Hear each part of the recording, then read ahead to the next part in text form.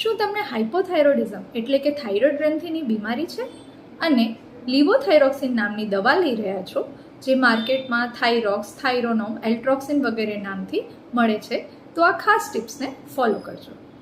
આ દવા સવારે ઉઠીને ખાલી પેટે લેવી જરૂરી હોય છે.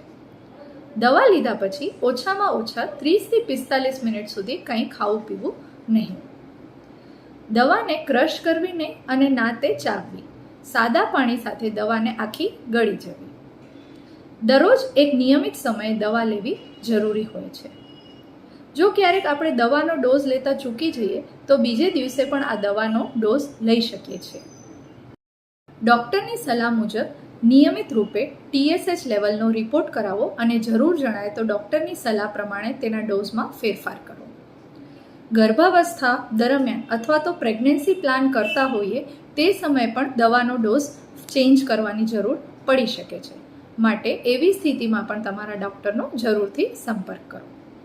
જો તમે કોઈ એન્ટાસિડ્સ અથવા તો આયરન અને કેલ્શિયમ સપ્લિમેન્ટ્સ લ્યો છો તો લિવોથાઇરોક્સિન લીધા પછી ઓછામાં ઓછા 4 કલાકનો ગેપ રાખો.